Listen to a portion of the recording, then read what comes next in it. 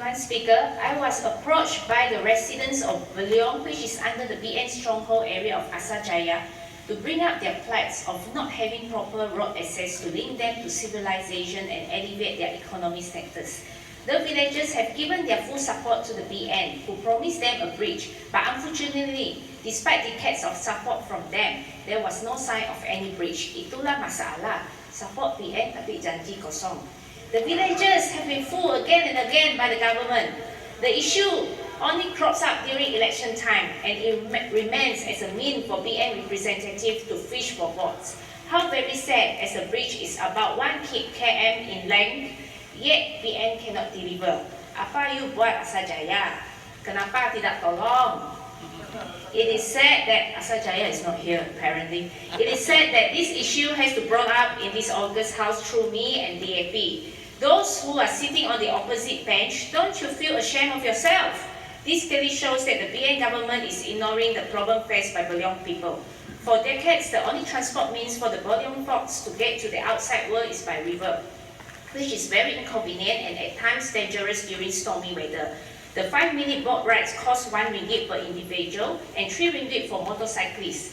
It's a hassle for villagers daily who need to get to the city for work and home. There were many incidents happen whereby motorcycles have been reported to drop into the river during bad weather.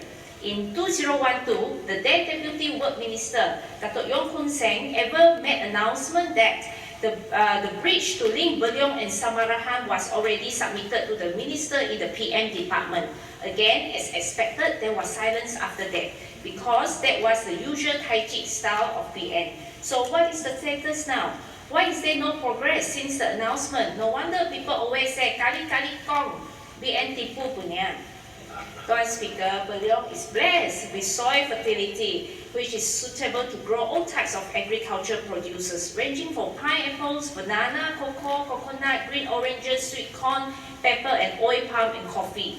Lack of road access has prevented the villagers and farmers from making full use of the soil fertility, as it is not conducive to transport their produces out from Beliong for sale. Recently, our Yang Amat Berhormat Chief Minister has encouraged the people to go into agriculture to cater to the needs of domestic and global markets. Beliong has all the agricultural resources, but due to the lack of proper road access, they are unable to tap into such potential. The only thing lacking is the bridge. Therefore, I urge Yang Amat Berhormat Chief Minister to seriously look into the full potential that Beliong can contribute, so that a competitive agriculture hub can be established in Beliong. Madam Speaker, Beliong is also famous of its Phu Tek Gong temple that draws crowds from all over. During Chinese New Year time, many tourists from Singapore and Taiwan will visit the temple. Even our MBKS mayor was lured there by a group of hawkers to pray to retain his mayorship. His prayer was answered. He is the mayor of MBKS today.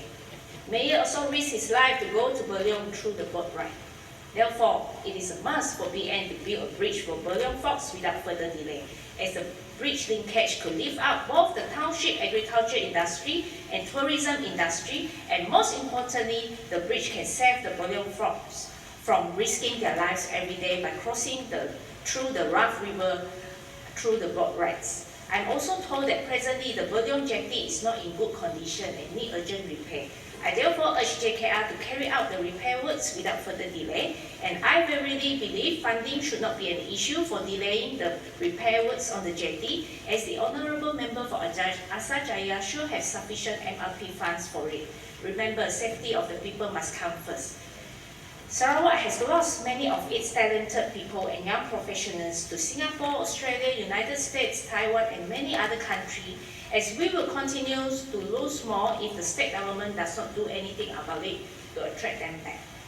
I dare to say that these young professionals are leaving by the dozen is due to the mere fact that Sarawak just does not value or treasure them. I can show you a real scenario of how Sarawak kicked out a young professional. Wong Yi-ing bore the brunt of Sarawak state government's attitude, who does not treasure youngsters who graduated from overseas and with due qualification. Wong graduated with Bachelor of Computing from Tasmania and Master of Engineering Geometrics with distinction from University of Melbourne, where I graduated as well, could not realize his dreams of returning back to Sarawak. He wants to return and serve the state, a rare occurrence, but due to the unreasonable restriction and unprofessional handling of the Land Surveyors Board Sarawak, his application to register as a land surveyor with the Land Surveyors Board Sarawak was rejected, and the so-called reason given by the board to Wong via a letter dated 1st of August 2017 was that after due deliberation and assessment by the board's registration committee, the above stated qualification is not accredited by the board for the purpose of registration as a land surveyor with the board. Wong was left with no option but to stay back in Melbourne, Australia and work there as a surveyor. Just use your sound mind to think it over. If Australia can recognise Wong as a qualified surveyor, why is Sarawak rejecting him? All the necessary obstacles have put Wong in a dilemma as he hoped of taking care of his aged parents beside working in Sarawak is dashed. His parents wanted their son to return to contribute to the state and have their son back near them, but you shattered their dreams of a happy family together. The Land Surveyor Board did not even bother to call Wong to find out more about his qualification, but just outright rejected him. I observed that under the Land Surveyor Ordinance 2001, there is a provision allowing the Land Surveyor Board to assess a person's eligibility and qualification for registration as a land surveyor, but unfortunately the Land Surveyor Board Sarawak fails to apply that section. May I ask, why is the board not letting Wong to sit for the examination prescribed by the board to determine Wong's qualification for registration as spelled out under section 9, bracket 2, bracket A, bracket 2, bracket 2 of the subsection of the Land Surveyor Ordinance? Why was Wong being denied such right? Wong did not ask you to accept him blindly, but at least give him a chance to prove himself first. To me, the Land Surveyor Board Sarawak does not deal with Wong's application professionally and thus deny him the chance of returning home. Tuan Speaker, in my view, it is also high time for state to seriously look into the outdated provision guidelines adopted and practiced by the Land Surveyors Board Sarawak. According to a letter dated 19 January 2017 from the University of Melbourne to the Land Surveyor Board Sarawak, it pointed out that the list of recognised degrees of the board is outdated. The recognised degree list is already obsolete. Does the board not know that due to your ignorance of not updating your recognised degrees, you are actually chasing away many of the qualified surveyors from the profession? I had written a letter to the Chief Minister, the Director of Land Survey Sarawak, and copied the letter to Land Surveyor Board Sarawak on the predicament faced by Wong. However, sad to say, I have not received any reply or positive outcome on the matter. No one bothered to reply. My request to meet up with the Director of Land Survey were also ignored. Pursuant to the provisions of the law, the Director of Land Survey is the Chairman of the Land Surveyor Board Sarawak. He has every duty to look into this matter seriously. For this case, I sincerely request Yang Amat Berhormat Chief Minister to direct the officer in charge to liaise with me on the matter. I do not want to be pushed from one department to another again. We must put a stop to this brain drain issue once and for all, as the state government has lost out on tax revenue, loss of potential future entrepreneurs, shortage of important skilled workers, and loss of country investment in education, among others. Tuan Speaker, a young boy is facing an insecure future due to the problem within relevant government agencies not taking a serious view concerning stateless children in Sarawak. Thomas Fu Cheng Kiong, with certificate number SK342110, was born to Fu Chen Lun on 11 June 2006. He was then placed under the guardians of Chong Siak Chong and his wife within days of his birth.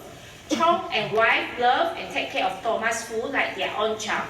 Their child is now studying Primary 5 in SJK Bintawa.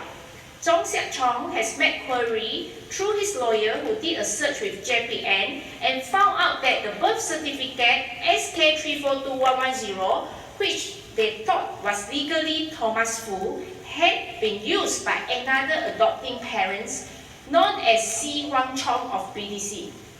From BDC. The adoption certificate with regards to birth certificate 342110 was given to Si Huang Chong using the same birth certificate by the District Office Kuching. If you were to check with the present system of JPN, the birth certificate SK342110 has been override by adoption certificate 254/PDK/2007/27. In other words, birth certificate SK342110 is no longer a valid document. How could this happen? This is a serious problem. The identity and status of a child is ruined. I'm sure that none of the government agency would like to take full responsibility over it. Definitely, JPN will push the problem to District Office Kuching, who process and approve the adoption certificate for Si Huan Chong of BDC. If I were to go back to the District Office Kuching, they would definitely tell me to go back to JPN, as they had issued the papers, the adoption papers according to the valid documents produced. In the end, it is the innocent child, Thomas Fu, who suffers as he is left with no birth certificate and is declared stateless and in limbo. Thomas Fu is not an item. He is a human being, a young boy who is unfortunate to be put in such a situation. If the problem is not solved, he will not be able to sit for his UPSR exam next year. Neither will he be able to hold any driving license, bank accounts, travel, getting married, or have proper documentation in the future. In view of the complexity and severity of the problem faced by Thomas Fu, I sincerely urge the relevant minister in charge to solve this matter immediately. Let me remind all those being appointed as minister, your job as minister is to serve the rakyat wholeheartedly and not to keep on troubling and enjoy the big gaji, perks and kantau. Batu Kawa, Bawang Asam, can you hear me clearly? Remember to work hard and not to keep traveling so often to China, England, Europe, and many other countries. Till today, I have not heard of any successful child citizenship application get approved, despite the task force has been set up last year. What is the reason for it? Sarawak BN keeps boasting about Sarawak full autonomy rights, but when it comes to cases like this involving our own Sarawak children, the state BN cannot even make a right decision to give them the document they need to survive as a human beings. Even the 7 cases I have forwarded to the committee has turned cold again. The Ministry of Home Affairs has set a goal in which the problem of stateless children must be fully solved by September 2018. We are now in November 2017 and only 10 months to go before the deadline. The minister should give a full explanation in this August House as to why there is no answer to these cases handled by the task force. As I understand, most of the stateless children cases are pending decision from the Ministry of Home Affairs. The Deputy Prime Minister, who is also the Minister for Home Affairs, had been visiting Sarawak numerous times. It is obvious that he wants Sarawak to support him in the event Najib no longer the Prime Minister. But this simple task of issuing stateless children with citizenship, he is not willing to expedite the process and approval. Why are you all from Sarawak BN supporting such type of incapable leader? Why is the BN government giving hard time to all these innocent children? It shows that the BN government is not sincere to serve and help the rakyat. This is the outcome of sokong BN. Kasih BN jadi kerajaan tapi masalah tidak sempat diselesaikan. Kong Yong. Cakap tak serupa bikin. I can recall last year, the honourable member from Batu Kitam, he made so much noise in a press conference about stateless children issue. Thank you. Yes. He brought forward the victims, scolded the JPN and Home Ministry, but today he is as quiet as a mouse, even though none of the victims brought forward by him has been declared a citizen yet. Before he was elected, he sweet-talked the people that if he were to be elected as YB, he can solve many issues. So now, how about this stateless children issue he handled? Why is there no positive outcome? Jangan cakap saja. Why are you keeping a dead silence on the matter? Are you taking clarification for members? Will I get injury time? Will I get injury time? Yes, Okay.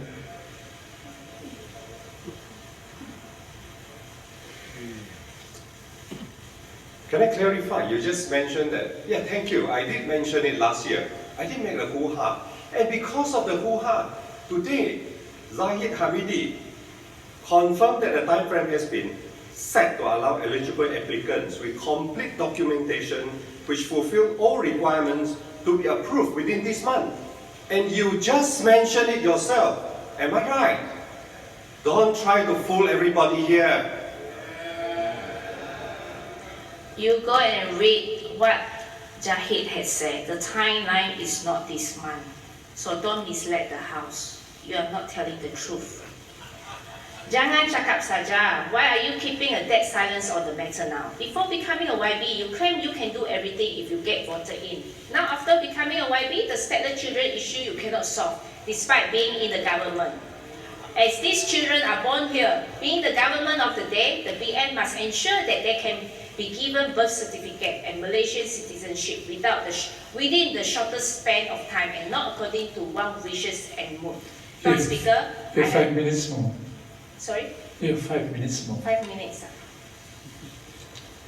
I have 2 more minutes for the injury time, so 7 minutes. I have raised this Indonesian school issue in the past, but due to the fact that the state government did not give any satisfactory answers for Sarawakians, I have no choice but to voice my concern again. Mind you, this issue, if not handled carefully, will affect the well-being of our future generations. We Sarawak allows Indonesia to come and build school with proper amenities, which include canteen, sports area and hostels. But what about our own school? Hundreds of our own schools in the interiors are in critical, dilapidated state, as admitted by our State Education, Science and Technological Minister, and thus are in dire need of urgent repairs. It is also sad to see that some of our rural children do not have proper roads leading to the school, nor have enough teachers. Sarawak requires 4 billion to repair this school, and Federal is only giving 1 billion for us. Given such unjust treatment by the BN federal government, all of our BN MPs in the Parliament berucap terima kasih kepada Prime Minister for giving sufficient funds to Sarawak. How unfortunate for Sarawak to have this BN MP sitting in the Parliament. That's why BN Sarawak can only blame itself for allowing the federal government to mistreat Sarawak. And yet, here we have our generous Sarawak government allow Indonesian school to be set up in our homeland and taught by their own teachers with Indonesian education syllabus, singing their own national anthem, flying Indonesia flag, and wearing their own school uniform. This is so-called community learning center. It's actually a proper school. These Indonesian schools are run in a systematic manner. Ironically, the Indonesian leaders' portrait are hanged on the walls of every classroom. None of our leaders' portrait exists in the school, including Yang Amat Berhormat Chief Minister. What a shame, I cannot understand. Why are we so generous to others but ignore our own poor school children? Sarawak government has never made known to us why they allowed such school to crop up. As far as I understand, the working permit issued by the Immigration Department for Indonesian laborers to work in Sarawak, especially those plantation workers, does not allow these workers to bring along their families to stay in Sarawak. Has the Sarawak government ever investigated why their families are here? On what visa they are here? What type of visa permits them to enter Sarawak? Are they here illegally or legally? Why is the government creating a comfort zone for them? The rakyat has a right to know the rationale of our Sarawak government in allowing many more Indonesian schools going to sprout out. In the first place, is this a federal or state decision? If it were the federal, why is the state government following such policy blindly?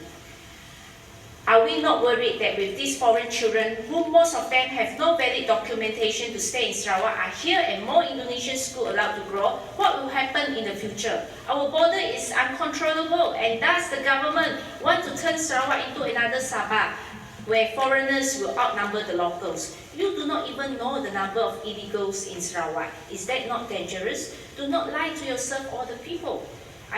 All you did is to cling on to the federal who keep bullying Sarawak, robbing our resources, controlling us in all ways. Suffice for me to say from the things Sarawak BN handle, the Sarawak BN is just an unknown agent.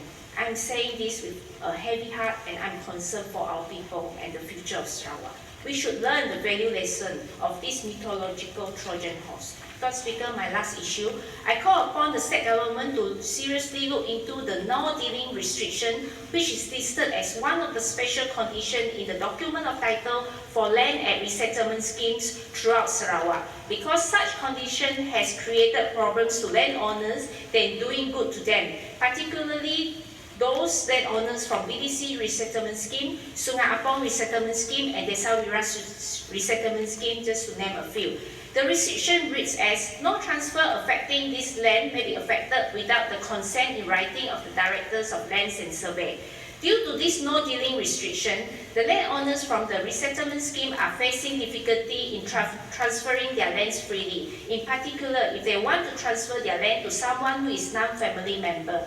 I can understand the rationale of the land survey to have such no-dealing condition to make sure all landowners at resettlement scheme do not simply sell off their lands granted by the government. However, we cannot exclude situation whereby the original adoptees whom the government had given the lands to no longer require the usage of it. We have encountered situations whereby there are landowners who do not have children, or their children have grown up and purchased houses and request the parents to stay in together, and therefore it is redundant for them to keep the house and land. Also, there are situations whereby the landowners are forced to sell off the house and land due to health reasons as they need money to pay off their medical bills. I propose that the no-dealing condition be limited to the initial 10 years period only upon the issuance of the individual title. In other words, the state government only forbids land transfer during the initial 10-year period. That means after the lapse of the 10 years period upon title issue, the landowners can transfer their land freely. I hope the Ministry of Urban Development and Natural Resource can seriously look into this proposal.